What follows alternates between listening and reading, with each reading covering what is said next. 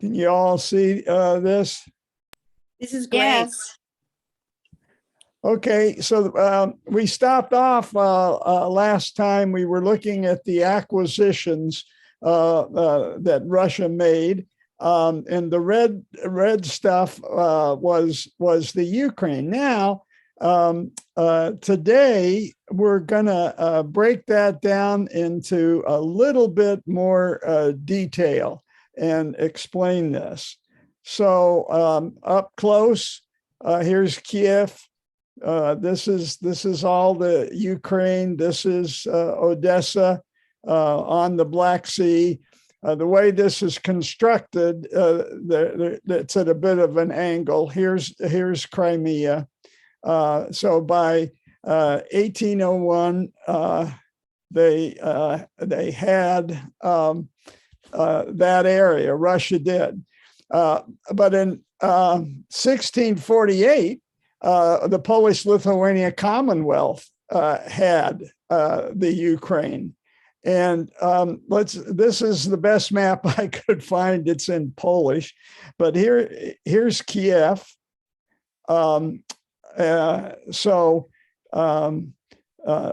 Russia had been creeping towards the Ukraine, but they weren't there yet, not in 1648.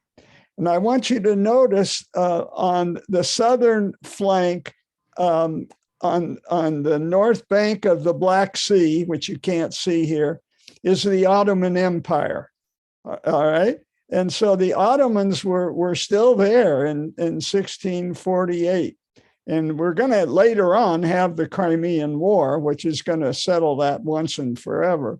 But here we, just to review, what the guy that changed this in 1648 was a Cossack.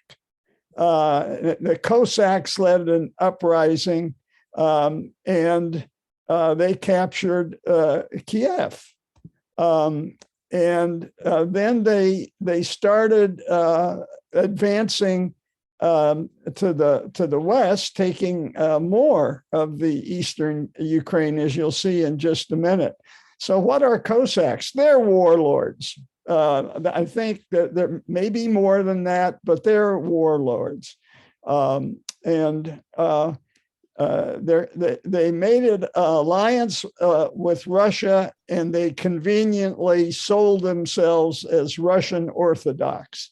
So the Russians accepted them as Russian Orthodox. And the, just admitting a person here, and in comes Barbara, very good. The Cossacks, hey, we're Russian Orthodox. The Russians said, okay, we're great, welcome. And that may have been a cover for other political goals on both their parts. The Cossacks took Kyiv, and then they bleeded over into the eastern territories of their territory, but towards the west. They bled over towards the west, but they didn't reach Galicia. Keep your eye on Galicia. Galicia is here, and it's at that time Catholic, but maybe speaking Russian culture had reached over there. So Galicia. Galicia was part of the Polish Lithuanian Empire then? Yes. But the Cossacks were fickle. Remember this guy, Mazepa? He had deserted from Peter the Great and went and fought for the invading Swedes, who were moving to the east with Russia in their sights, just like Hitler and Napoleon before them, after them. The Russian Orthodox Church excommunicated him, and he's still excommunicated. And anytime Russians think of anti-Russian people in the Ukraine, the slur is they're masochists. But in independent Ukraine, nationalists, strong nationalists who are trying to cause trouble, are trying to rehabilitate this deserter who abandoned the Russian cause. Now, Putin admits that the Cossacks were unreliable and says they would detach themselves. That's his euphemism, from Moscow, or seek support from Sweden or Poland or Turkey over the years. But he leans heavily on the fact that the Cossacks captured Kyiv. I think this painting is wonderful. It shows the spirit of the Cossacks. They're warlords, and they are here writing a letter answering the Sultan of Turkey in Istanbul, who's making demands of the Cossacks, who, remember, are now right on the border on the north bank of the Black Sea, where the Ottomans are in control. The Cossacks write again. I don't know if you remember back at the Olympics in Sochi in 2014, Putin asked them to serve as security during the Olympics. And here they are imposing security against one of Putin's targets, gay. And this is gay women. They are called the Pussy Riot. And they'd been making trouble for Putin, but he really cracked down on it, beginning with Sochi during the Olympics. They were trying to embarrass Putin, who is anti-gay. But now let's go back. The Cossacks have done their thing, but they're not consistent, as you can gather from that great painting. And Poland, with an organized army, is able to claw back that land to the west of Kyiv. So the Russians are still in Kyiv, and they're allied with the Cossacks, never lost Kyiv. But Poland, Lithuania clawed back what they'd lost, and the Cossack state was reduced to the southern segment, and Russia had Kyiv all the way, or Kyiv. Go forward 1 year to 1792, and the emperors of Germany, Austria Hungary, and Russia get together for a really devilish bargain that the monarchies left us with. They decided to divide Poland. And this was a bad precedent. Poland is divided again in 1939. And you're going to see that they divide Poland in 3 stages, a few years apart. I'm just going to quote a line from a comedy in 1993. I can't listen that much to Wagner, because I start to get the urge to conquer Poland. So people who are from Galicia, like a lot of American Jews, their ancestors are from Galicia. This is a thing. And here, this is a pretty complicated map, but I'm going to ask you to just focus on the bottom part, because this is the Ukraine. But these three emperors divided up all of the land, not just the Ukraine possessions. And they did it in 3 consecutive bites. And let's just look at the bites that Russia took. The first bite really didn't affect the Ukraine, but it did affect Belarus. So they took part of Belarus with the first bite. Now, with the second bite, that really affected the Ukraine. It really affected the Ukraine. They already had Kyiv, remember, and now they've added back the land that the Cossacks had grabbed. And the Putin calls this the Russian Empire regained the Western old Russian lands. What does he mean by the Western old Russian lands? The only way these were old Russian lands is during the Kievan dynasty, which last week we remembered was 700 years ago. And they never took Galicia, not even in the third and final bite. Galicia stayed with Austria Hungary. So here are the 2 bites that Austria Hungary took. First, they took this bite, which includes Lvov. And so this is Catholic now. Now, sure, on the borderland, there's a lot of mixing between Russian Orthodox and Catholics, and you still today have that tension.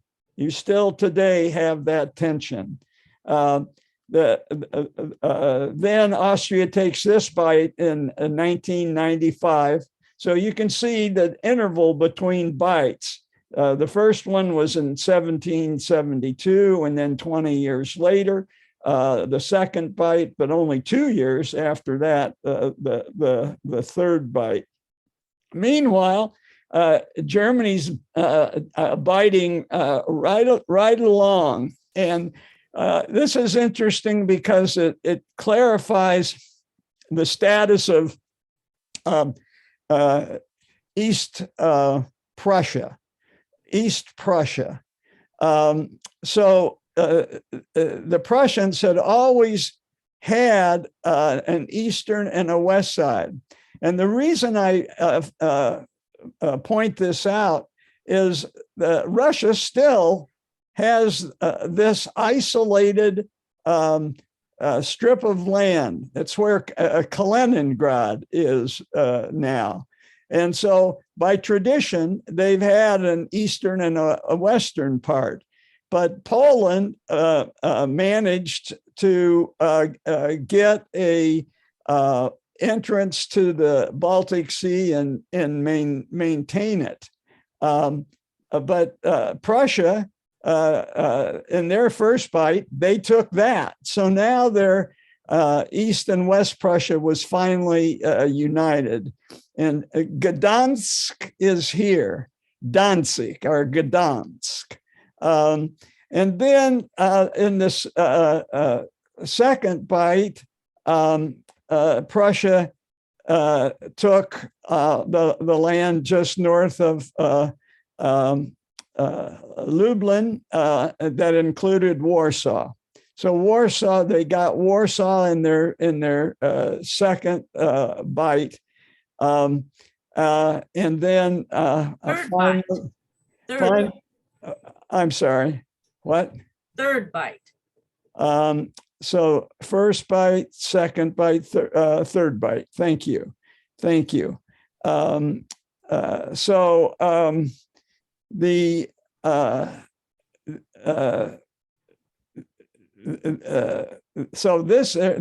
point being that this area where the Western Ukraine is stayed Catholic. All right. So that was a complicated map, but it tells us a lot about 18th and 19th century warfare. Who was the ruler now during that time? It was Catherine the Great in Russia.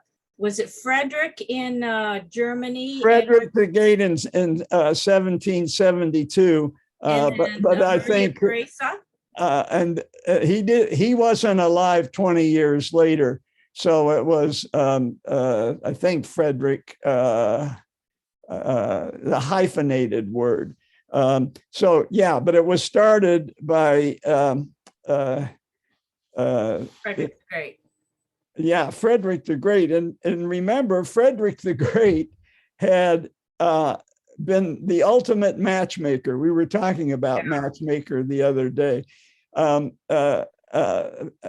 Frederick the Great had fixed up Catherine, who was at the time he created the date, a minor princess in Germany, and he fixed her up with the son of the Emperor of Russia.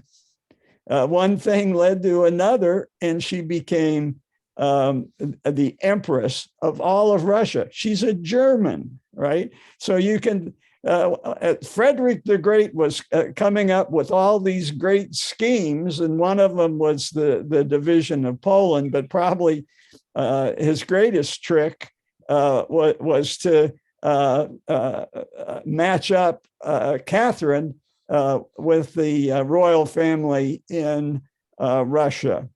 So a fascinating connection. And you remember last week we talked about Catherine sending for German farmers to help the Cossacks learn how to farm down in the breadbasket. That was still a lot of swampland, as you'll remember. So history repeats itself, and Hitler and Stalin divided Poland. So and Stalin took the eastern half, and Hitler took the west half. But Hitler was generous. He said, "I'll tell you what, Stalin, you go ahead and take the Baltics, and take Romania." And he knew he was going to be an Indian giver, because 2 years later, he attacked the Soviet Union. And by then, the Russians had softened up the Balts, the Romanians, and it was all his. And he marched on, as we shall see.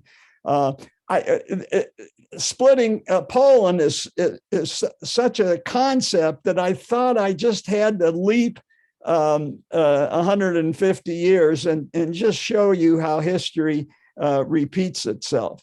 By the way, here is that section of East Prussia. And after World War I, Poland was given back an access to the Baltic Sea. This is called the Danzig Corridor. And of course, Germany said, no, we're taking that back. And by the way, we're taking all of Poland back. But here, later on, East Prussia is going to fall into and stay in Russia's hands as an island surrounded on the east by the Baltic countries. And even now that there's warfare involving Russia, folks worry about a corridor, Russian being able to create a corridor. Kaliningrad has nukes, and so Russia could use this as an outpost. And that's one of the main reasons that the Balts wanted to join NATO, because if they're a thoroughfare to Kaliningrad, that's a military significance. All right, let's go back. I'm not sure this is going to work. Oh, it is working. Okay. So watch, this is an animation of Polish Lithuania. It's a little bit slower than I was hoping for, but be patient. So Germany creeps in, first bite, second bite, third bite, no more Poland. Napoleon allows the Duchy of Warsaw to come back, but then Napoleon's defeated, and Russia gets rid of the Congress of Warsaw. And we're going along. Austria Hungary, after Bismarck does his thing and creates the German Empire, Austria Hungary advances. Now World War I, disputed land. Here after the war, the Ukrainian People's Republic. After Versailles, Poland is reconstituted, as are all the Baltic countries. Then there's a dispute in Poland, and the Ukrainian nationalists create the Ukrainian People's Republic for a while. But Poland is feeling spunky. They take over little parts of Czechoslovakia, but then they try to take over the Ukraine. Russia takes it away from them. There's a division line here that we'll talk about. A few more additions to Poland. Now, 1939, the second partition here, the Nazis here, here's Stalin. And 2 years later, the Nazis attack, the end of World War II. Poland comes back, this time as a Soviet satellite. So they're totally controlled by Russia. Russia will roll in the tanks as they did many times. And then 1980, the Poles get restless. The Soviet Union follows. Belarus is created. The Baltic countries get to come back. Poland is now independent. And there you go. I'll pause for just a second. Any questions about the map of Poland over the last 500 years? So this is Carol talking. What I think is amazing is over that 500 years that the Polish people maintained a sense of national identity. So do you have any comments about that? I mean, that's a long time. Yeah. If you start with the Kievan dynasty, Kyiv covered all that area in the 800s, and that lasted for about 250, 300 years, and so there was a unity there. But then in came the Mongols, and that really fractured any kind of identity of Ukrainian people with Kiev. First, it was the Mongols, and then Kiev was finally seized by the Polish Lithuanian Commonwealth. And that was in 1300 or so. So now for 300 years, they have an identity as a distant outpost of Poland, Lithuania. It's a far away from Poland, Lithuania, but there they were. And for 300 years, until the Cossacks took them over, they developed, 300 years is a long time. So they developed their own separate sense of identity. Of course, it was a mix of their Kievan dynasty founding, but liberally mixed with European politics. The Polish Lithuanian Commonwealth was for a long time the largest country in Europe. Now, did their economy match that? No. But they were a player, and Austria Hungary was smart enough, the Habsburgs, who we covered in one of our earlier lectures a year and a half ago, the whole through line of the Habsburgs. They were smart enough to make alliances with their fellow Catholics.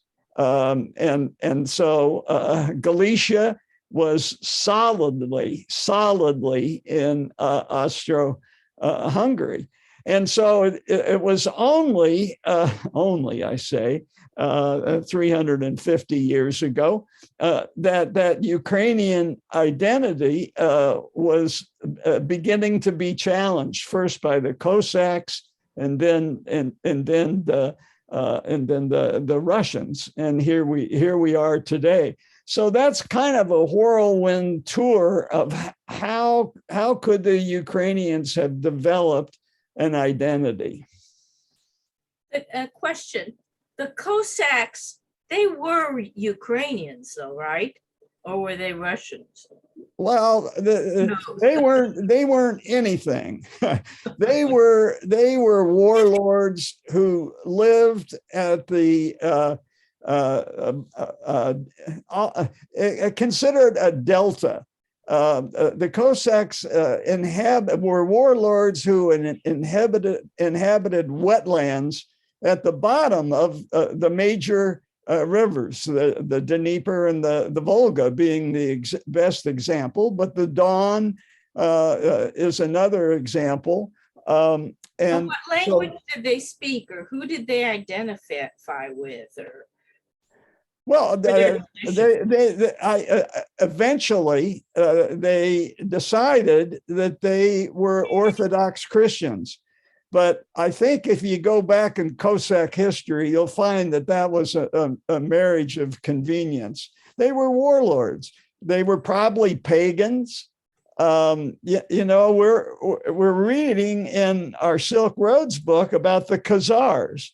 So the Czars and the Cossacks were in the same territory. So if you look at the history of the Czars, who became Jewish, there were all kinds of cross currents in that southern steppe, and the Cossacks were just one of them, and they identified as Orthodox, but I think it was a convenience to ally with the warlords of Moscow. And then the warlords of Moscow are totally different than the warlords of Ukraine. Just imagine, while Ukraine was under the tutelage of the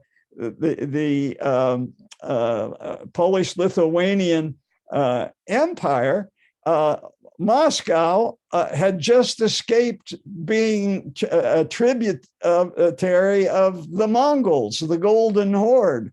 You can't imagine a more different background. And to be asking these people to consider themselves historically the same is laughable. That's,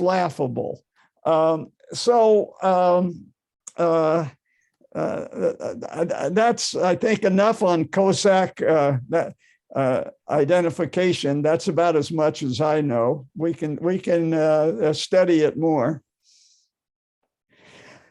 All right, so back to the 1800s. So now Poland's divided, and how is Russia treating their eastern share? And Putin admits that in 1876 they really cracked down on Ukrainian nationalism. Remember, nationalism was just growing now. You had the revolution of 1848, and that extended Napoleon's slicing the dynasties of Europe down to size. Now, they certainly came back and were the proud sponsors of World War I. But in 1876, there's a nationalism sweeping across Europe. And Putin admits that the Russians were very restrictive. That's the word he uses. And his excuse was the Polish national movement exploited the Ukrainian issue. What's that? The Ukrainian issue is their sense of identity as a people, being long separated and having a very different origin story than the Moscow Russians. He did allow that the Ukrainian poetry and folk songs continued. And if you look around at the different national movements throughout Europe at that time, language was extremely important. Language was the great unifier. I'd say more than ethnicity, and maybe a little bit less than religion, but language. And I keep hitting on this because Ramsey does. All I know is I've learned from Ramsey. He does say, hey, but we let the Ukrainians have their language, which had deviated completely from the language in Kyiv before the Mongols came and reset everything in 1242. Let's go ahead to World War I, and Putin makes this assertion that the Orthodox Galicians, remember I said earlier that there was a mix in the territory just to the west of Kyiv, that Orthodox Galicians were persecuted. And he said they were subjected to brutal repression, quote unquote. And he said in World War I, Austria Hungary threw Galicians into concentration camps at Theresienstadt, where Eiko and I are familiar with.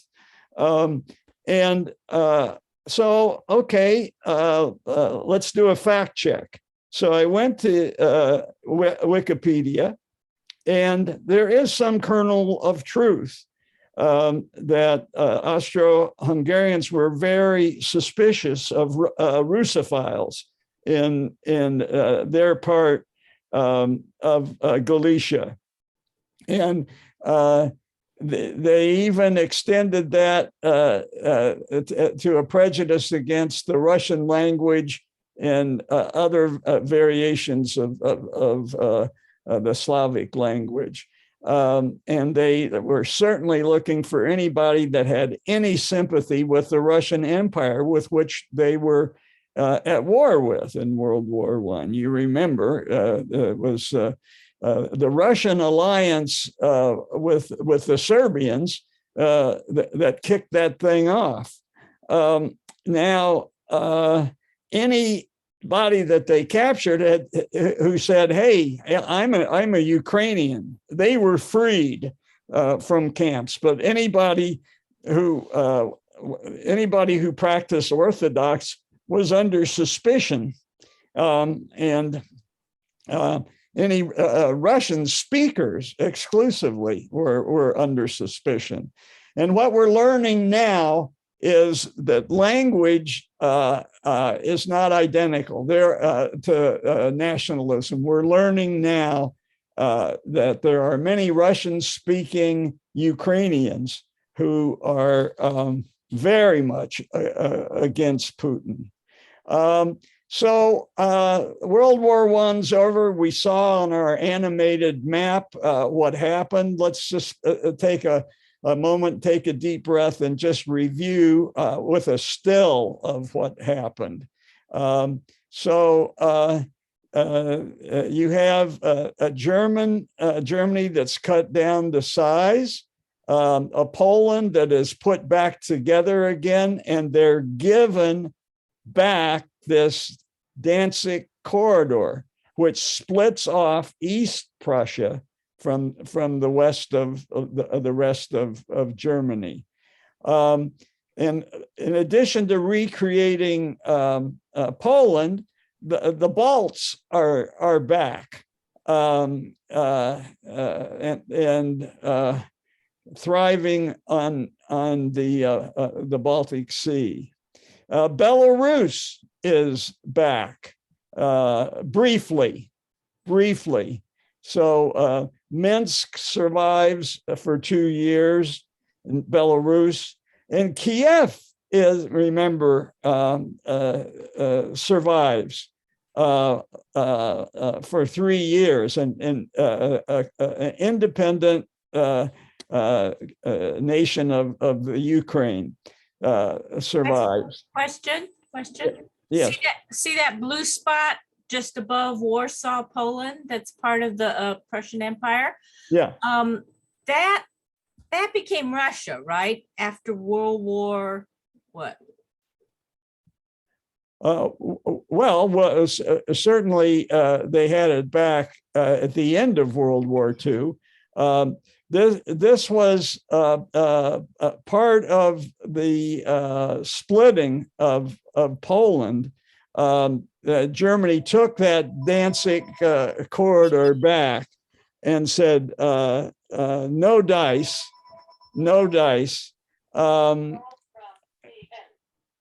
So is that blue part, is that where Kaliningrad is? Yes. Okay. This is where Kaliningrad is. And it's just as isolated, but part of Russia now. But back then, Hitler took it, and Russia took that. So this map isn't going to last long, nor is the Ukraine. The Polish troops, they got greedy with what they were given at Versailles, and they decided to try to go back and take Kyiv and fold it back into the Polish Lithuanian Commonwealth, which is now just called Poland. And the Ukrainians were fine with that, and they fought against the Bolsheviks, who had just taken control and were setting up power. Remarkably, they survived. American troops were in Russia 100 years ago, aiding the White Russians, the Russians that were trying to reverse the clock on the Russian Revolution. But there was a peace that was negotiated. The Bolsheviks were strong enough to force Poland to the negotiating table. And Poland said, okay, you guys are stronger than we thought. So we'll just take the Western Ukraine, and Russian forces took control of the East. And so now you've got this new map, the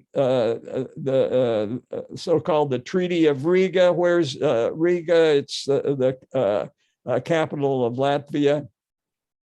Actually, and we learned when we traveled there, it was a German city. The Teutonic Knights took that over. That was their landing place at the mouth of this river. The Peace of Riga. And so here, let's look south. You have Lvov, and here's Minsk. here's Kyiv, solidly in the Soviet Union. And this is a little bit confusing. So this was the settlement after the Peace of Riga. I'm not going to talk about this much, but a lot of this was Polish ambitions of what they wanted and what they got. But the important point is that the experience in the Ukraine during these years, the interwar years, was very different. Russia had got the eastern Ukraine, and Stalin suspected that Hitler was going to try something. And so he collectivized his share of the breadbasket, of the great Ukrainian breadbasket. He drained those swamps, and that included the collectivization in Kharkiv, which is certainly in the news every day. And amazingly enough, even though it was in the Soviet Union solidly in the 30s, which is remarkable, they're resisting the Russians now, maybe because the people in the East remember this major disaster, Holocaust, if you will, where 10 million, up to 10 million Ukrainians died of starvation from collectivization. And the thing is, Stalin actually did it intentionally to control the Ukrainians, because the thing is, there was grain in the granaries. He just kept it from the Ukrainians. Yeah, no question about it. It was ruthless times. But Stalin wasn't done being ruthless. So he got the Ukrainians on side and collectivized. And then these two guys are thinking about the future. And, maybe we should do what they did in the past. Let's divide Poland. Here's a cartoon from the Times. So the world certainly knew who these guys were. Putin looks back on that period and the division of Poland, and he interprets that as the Soviets appeasing Hitler. The Soviets appeasing Hitler. We usually think of Britain appeasing Hitler at Munich and the Sudetenland and Czechoslovakia.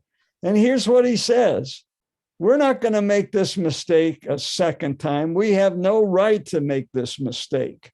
And so chillingly, he's comparing current Western influence with Hitler in his mind. And his mind is very much fixed on the Great War, World War II in Russian PR propaganda. And wherever we went in Russia, you didn't have to look far to see some remembrance of World War II. And we were there in 2016. I was there in 1961, and it was certainly in evidence then. And for good reason. The bloodiest battle in history was there. And this is where Hitler was really defeated, as Ramsey often states. The bloodiest battle in history. It was existential. Certain divisions of the Russian army were stationed behind the frontline troops with orders to shoot anybody retreating. And so this is a big deal. It's remembered, and especially by Putin, who's reminding everybody and living off of the heroism of World War II. This statue, I saw a small replica of it on a bridge in Moscow, and the statue was facing to the west in the direction that Germany had attacked. And here's the statue in Stalingrad, the motherland calls. Stalingrad was now called back to Volgograd. Tallest statue in the world, and when it was built, 1967. The tallest in Europe, the tallest outside of Asia today, apparently. We've seen some, Aiko and I have seen some statues of not the Buddha, but the Bodhisattva, the female Bodhisattva. That's, I think, the tallest now. And it's the tallest statue of a woman in the world, excluding the pedestal. The Statue of Liberty, I guess, is in competition there. And this is overlooking modern day Volgograd. And it's this spirit, this feeling of patriotism that we have to account for. And the way they're misinterpreting the Ukraine as being a rebirth of neo-Nazis. Putin's not going to appease them like Stalin appeased Hitler in 1939. In my mind, I think it's more analogous to Britain in the War of 1812, when they tried to claw back the American colonies. Well, I think Putin's trying to claw back a portion of the Russian Empire that has existed for over 300 years. So I think that makes more sense to me. So neo-Nazis, and he's moved all that up to the present. In his long article, where I'm quoting, I'm getting a lot of his quotes that he wrote last July on his version of the history of the Ukraine. He's now moved it up made it more contemporary by saying that the Donbass and the Crimea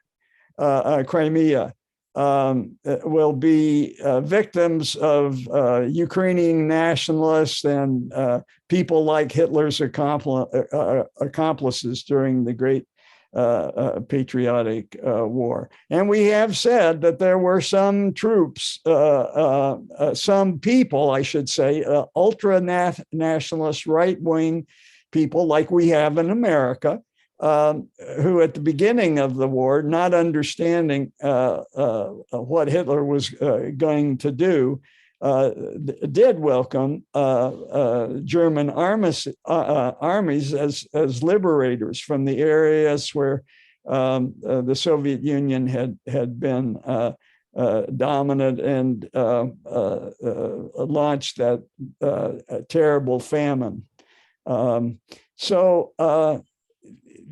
He,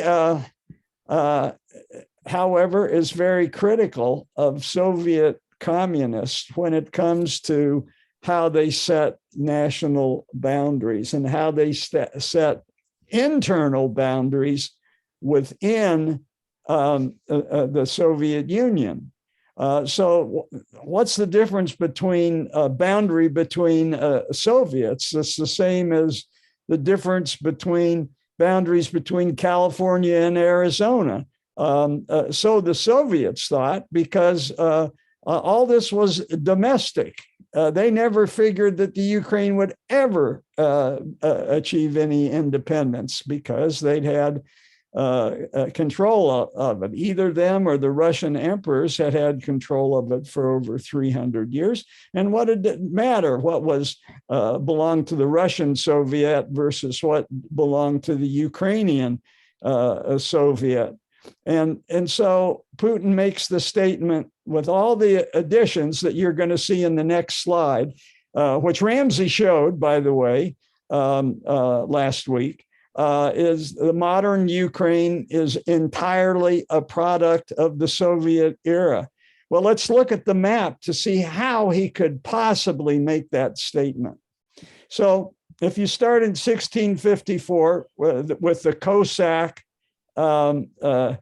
territory, the first territory to be grabbed from Poland, and this being the core. Now the Russians go in to take Kyiv, and from that they build out, as we saw on the other maps, taking Belarus, taking slowly but surely the Baltic states.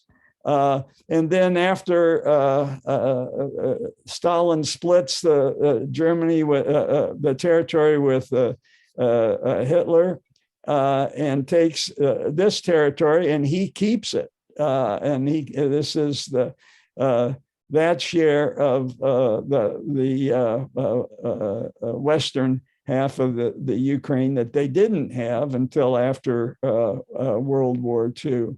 And then Lenin had kind of arbitrarily said, well, it makes more sense to have Ukraine as one unit. So Russia, you give up your Soviet, we're just going to make this domestic change and add that to the Ukraine. This is in Putin's eyes.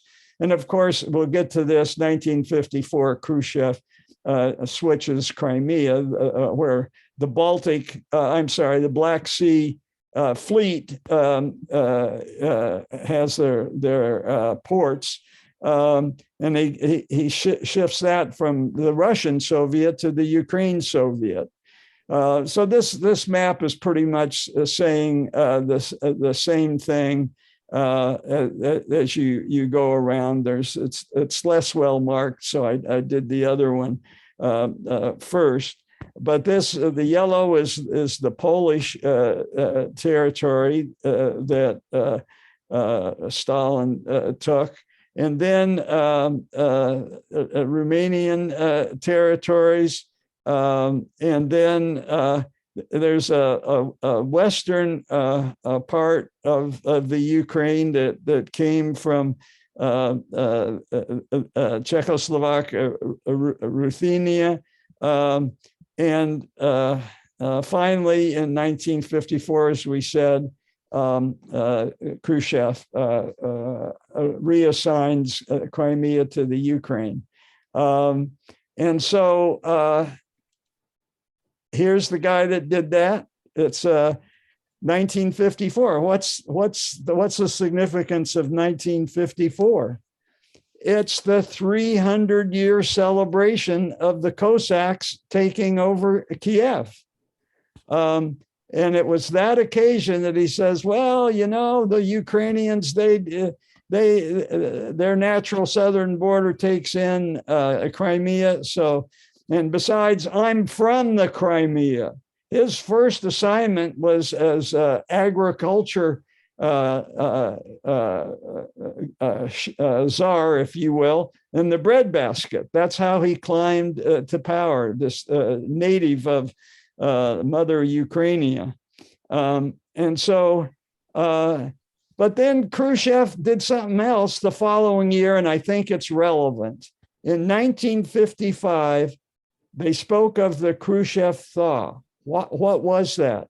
Ever since World War II, Soviet troops had occupied Austria, where Vienna was, the home of the Austro Hungarian Empire, who had controlled the western part of the Ukraine forever. All Austria had to do to get Soviet troops to go home is to promise perpetual neutrality. And it worked. They've been independent ever since 1955. they're not a member of NATO, but they are a member of the EU, very active in EU politics and the EU economy. And there's Molotov, who was the Russian foreign minister, and who inspired the making of Molotov cocktails, which many Ukrainians are now making, ironically. So I'm just going to end on this. This is addressing what Carol was saying and what Carol heard in the Intelligence Squared debate. This was one of the first pieces I saw, just saying, "Hey, everybody, take a deep breath." And I guess he's read Russian history and understands Putin's mindset. So we need to think of a way to de-escalate, as unappetizing as that is. As much as we don't want to reward an aggressor, we shouldn't, if we defeat him, be triumphal. And Ramsey's made this point very early in this whole tragic episode. There's a limit. Ukraine's national ambitions, which has been alive ever since independent, ever since Genghis Khan separated the Ukraine from the Russian culture exclusively.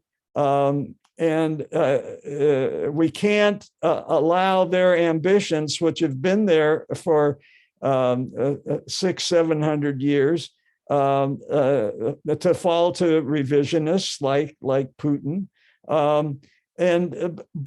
But Russia needs a soft place to land to get them to leave.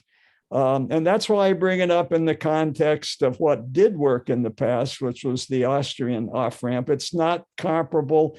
It's not going to be anywhere near the same, but it did work. Russians could swallow that.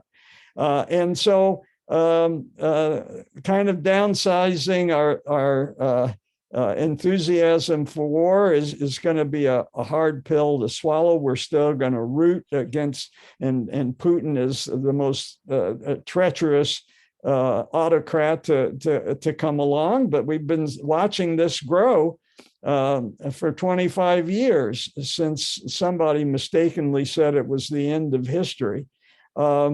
And that's, I think, a good place for me to end and entertain any questions.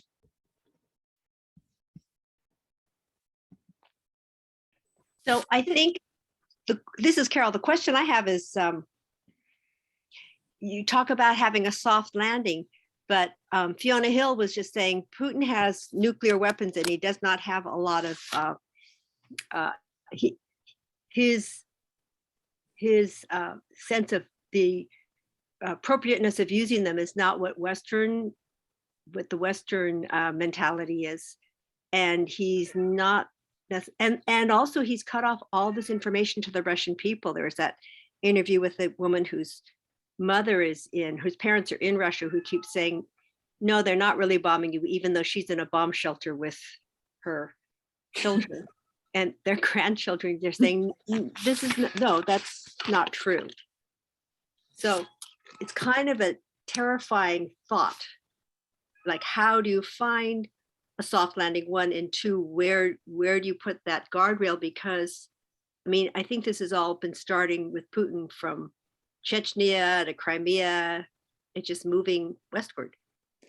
So I'm looking for. I agree with you on that, because the thing is that I mean, Putin is, bombing the escape routes. He's inviting people to come to Russia. They said, no, thank you. But he doesn't care about people. Yeah, and they actually, the escape routes to Russia are landmined. So So he's inviting them to Russia and they're landmine on their way. Yeah, but the news is all shut down, so the Russians won't know that. They're just gonna, I don't know the point of killing them, but Well, the thing is, okay, you know, I had a short discussion with Ramsey. He didn't contradict me, but Ann Applebaum said that Putin wants to destroy NATO and destroy the EU. Now, is that true? You know, folks, we'll know a lot more in the coming weeks. I'm not here as any kind of person who knows anything about more than you do about the contemporary situation. My goal here is to try to understand what's going on in Putin's mind. And I start with his history of the Ukraine that he put out last July. And I'm going through that slowly to try to see if we can when we get to the end, reach a conclusion about his mindset and how dangerous he is and what he's thinking. We obviously talk about him because I'm quoting him all the time about past events. But when we start next week, we ended today in 1954 in Khrushchev, and we're going to wheel through the 60s and the 70s. And even the 80s pretty quickly, because we covered that actually when we did Afghanistan, right? The Russians invaded there in 1979 and left 9 years later.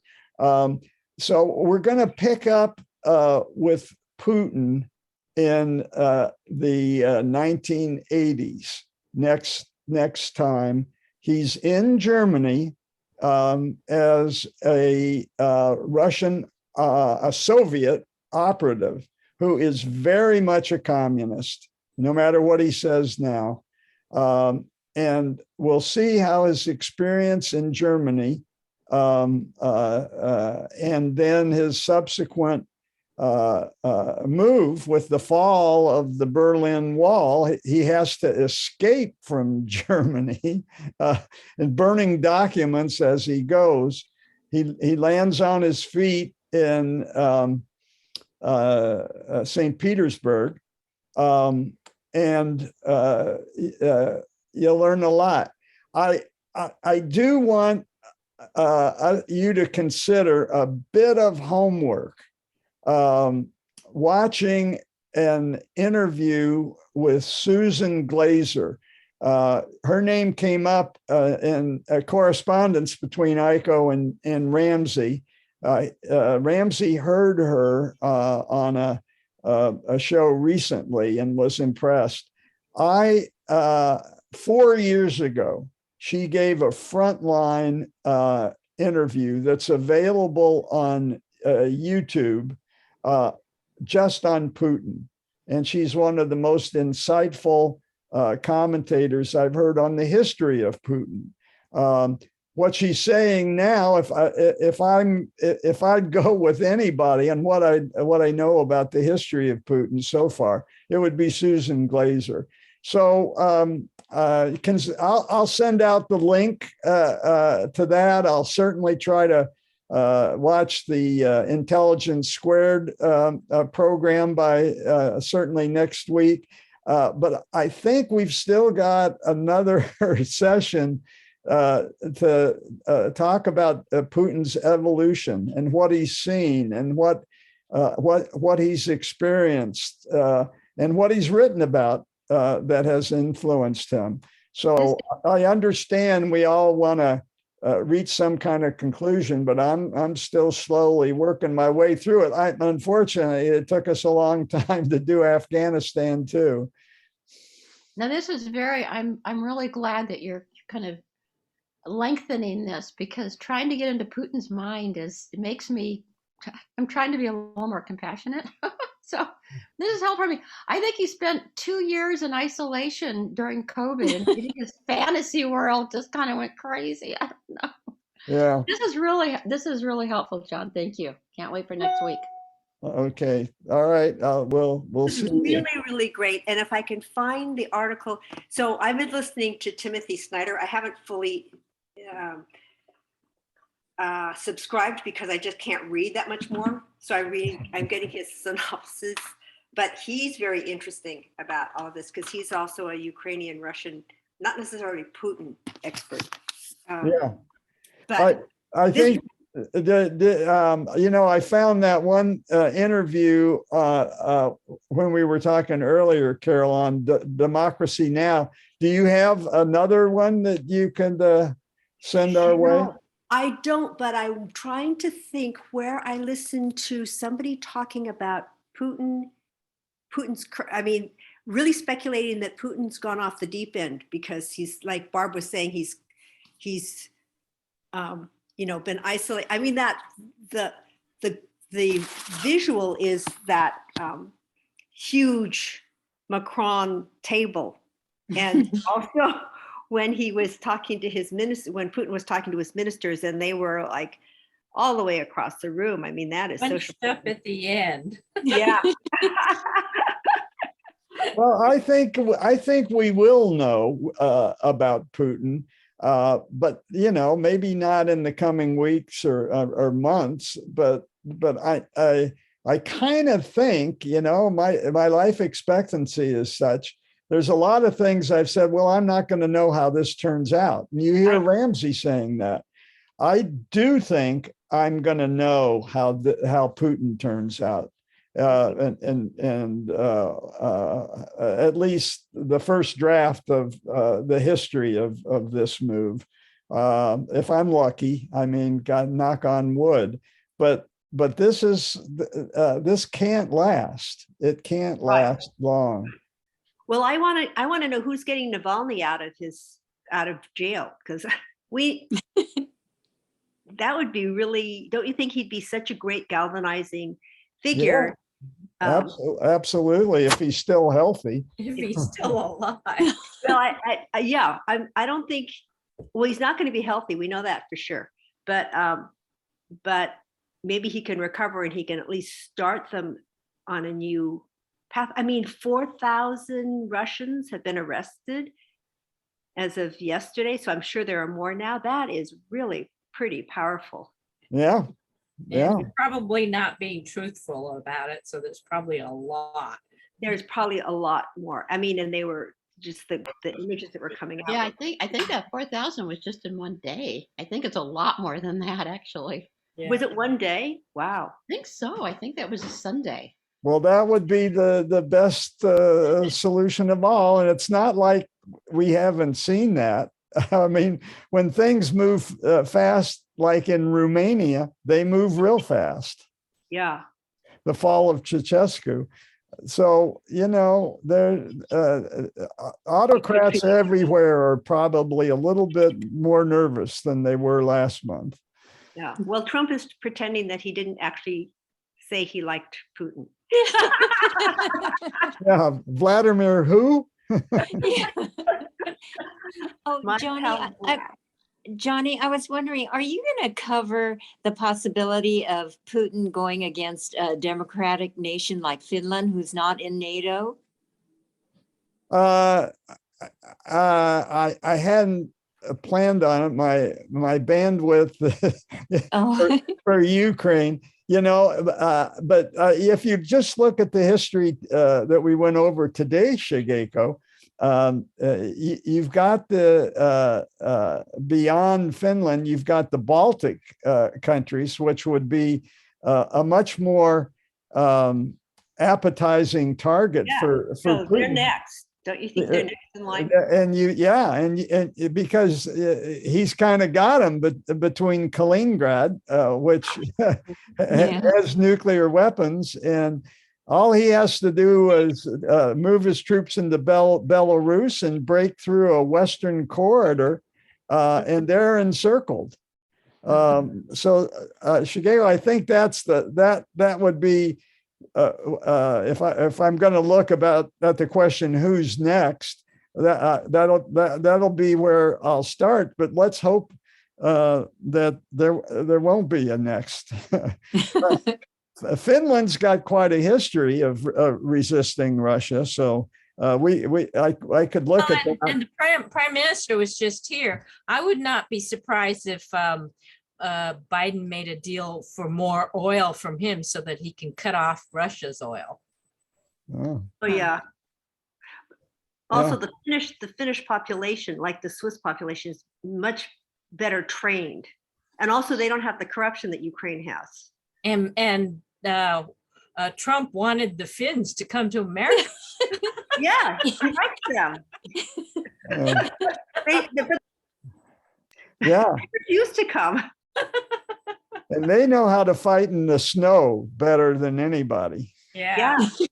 Yeah, it's interesting the deals we're making with Iran and Venezuela. It's all hands on deck. Yeah. It's like Roosevelt during the Great Depression. Just throw all the spaghetti against the wall and see what sticks.